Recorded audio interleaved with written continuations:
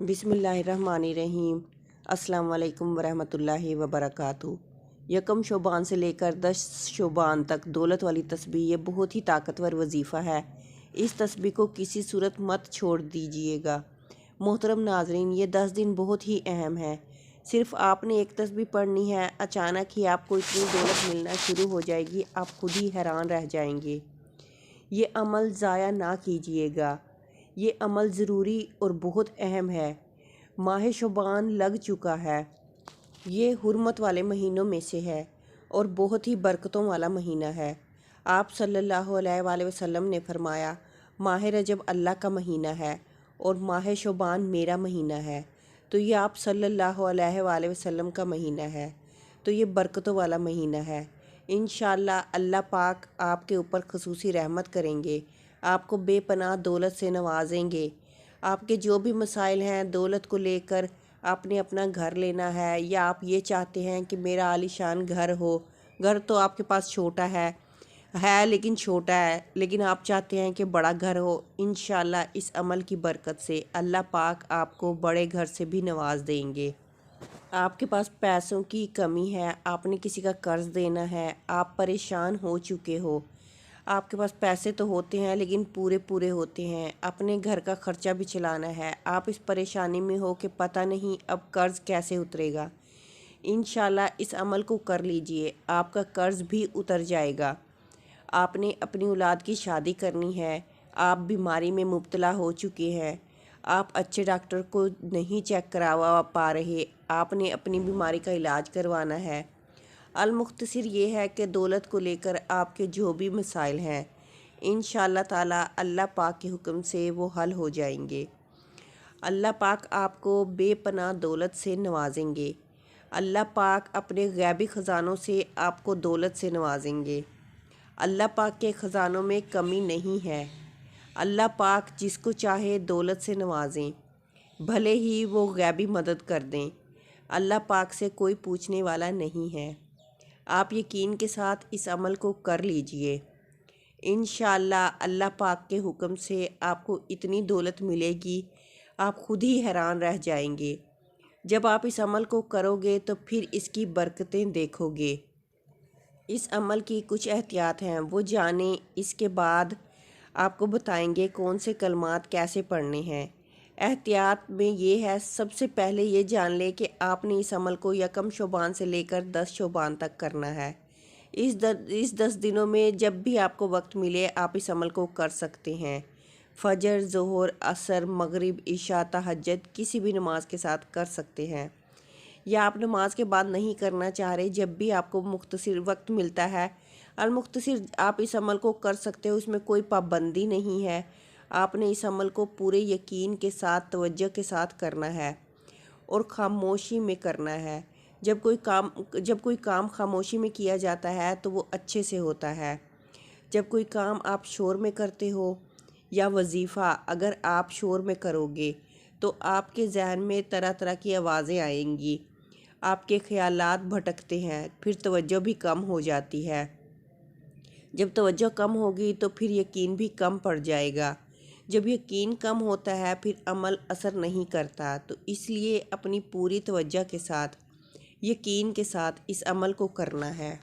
मर्द, औरत, बच्चा, बूढ़ा कोई भी इस अमल को कर सकता है, इसमें भी कोई पाबंदी नहीं है। इसके बाद औरतें इनको ख़ास अयाम में भी कर सकती हैं, इसमें भी कोई पाबंदी नहीं है। इस अमल को कहीं भी बैठकर किया जा सकता है, मुसल्ले के ऊपर बैठकर कर ले, बेड, कुर्सी, चारपाई, कहीं भी बैठकर आप इस अमल को कर सकते हैं। बस बात होती है नियत की। अल्लाह पाक इंसान की नियत देखते हैं, ये कैसे पढ़ रहा है। तो आप कहीं भी बैठकर इस अमल को कर सकते हैं। अगर आप पहले कोई तस्बीह करते हो, कोई वजीफ़ा करते हो, कोई अमल करते हो, उसके फ़ौरन बाद इस अमल को किया जा सकता है, इसमें भी कोई पाबंदी नहीं है। अगर आपके जहन में ये वहम है और ये शक है तो इसको निकाल दीजिए। एक दिन में भले आप जितने वज़ाइफ कर लो, इससे कोई नुकसान नहीं होता, बल्कि आपको फ़ायदा ही फ़ायदा है। पहले आप पढ़ेंगे दुरूद पाक, एक बार मेरे साथ भी पढ़िए ताकि सवाब हम सबको मिल सके। اللہم صلی علی محمد وعلی آل محمد کما صلیت علی ابراہیم وعلی آل ابراہیم انک حمید مجید۔ اللہم بارک علی محمد وعلی آل محمد کما بارکت علی ابراہیم وعلی آل ابراہیم انک حمید مجید۔ یہ درود پاک آپ نے صرف 11 بار پڑھنا ہے آپ صلی اللہ علیہ وسلم کی ذات پر، اور اگر کسی میرے بہن بھائی کو یہ درود پاک نہیں آتا تو وہ کوئی سا بھی پڑھ سکتا ہے جو اس کو آتا ہے، اور اگر کوئی بھی نہیں آتا تو اتنا بھی کہہ سکتا ہے صلی اللہ علیہ وآلہ وسلم۔ اب تسبیح کا طریقہ کار جان لیجئے۔ اس سے پہلے یہ بات جان لیں کہ اگر آپ کے پاس تسبیح ہے تو آپ اس کے اوپر شمار کر سکتے ہو، ورنہ ہاتھ کی انگلی کے اوپر بھی شمار کر سکتے ہو، دل میں بھی شمار کر سکتے ہو، اس میں بھی کوئی پابندی نہیں۔ جیسا کہ آپ کو پہلے بتایا، اللہ پاک انسان کی نیت دیکھتے ہیں کہ یہ کیا پڑھ رہا ہے، کیسے پڑھ رہا ہے۔ اس کے بعد آپ نے جو کلمات پڑھنے ہیں وہ یہ ہے: لا الہ الا اللہ یا وہابو۔ اللہ پاک کا یہ اسم ملا کر آپ نے پڑھنا ہے، افضل الذکر کے ساتھ لا الہ الا اللہ کے ساتھ یا وہابو۔ ان کی اتنی فضیلت ہے کہ آپ سوچ بھی نہیں سکتے۔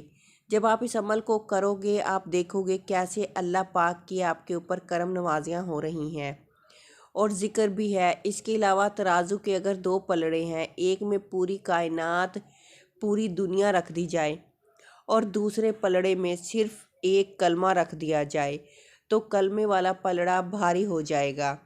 اس کی اتنی طاقت ہے، اور ساتھ آپ نے پڑھنا ہے یا وہابو۔ اس کے بھی بہت سے کمالات ہیں، بہت فضیلت ہے۔ یا وہابو اللہ پاک کا اسم ہے۔ جب آپ اللہ پاک کو اللہ پاک کے اسم سے پکارتے ہو تو اللہ پاک بہت خوش ہوتے ہیں، پھر اس انسان کو نوازتے ہیں۔ یا وہابو اس کا مطلب ہے سب کچھ نوازنے والا۔ انشاءاللہ اللہ پاک آپ کو اتنی دولت سے نوازیں گے کہ آپ حیران رہ جائیں گے۔ آپ نے صرف اس کو 100 بار پڑھنا ہے۔ لا الہ الا اللہ یا وہابو، یہ ایک ہی بار شمار ہوگا۔ ایک بار پھر سن لیں، پھر آپ کو بتا رہے ہیں لا الہ الا اللہ یا وہابو، یہ ایک ہی بار شمار ہوگا۔ اس طرح آپ نے 100 مرتبہ پڑھنا ہے، اچھی طرح پڑھنا ہے۔ جب آپ پڑھو گے آپ دیکھو گے کتنی جلدی اللہ پاک آپ کے اوپر خصوصی رحمت کریں گے، آپ کو بے پناہ دولت سے نوازیں گے، ایسے ذریعے بنائیں گے کہ آپ خود ہی حیران رہ جائیں گے۔ آپ کو جو بھی دولت کا مسئلہ ہوگا وہ حل ہو جائے گا۔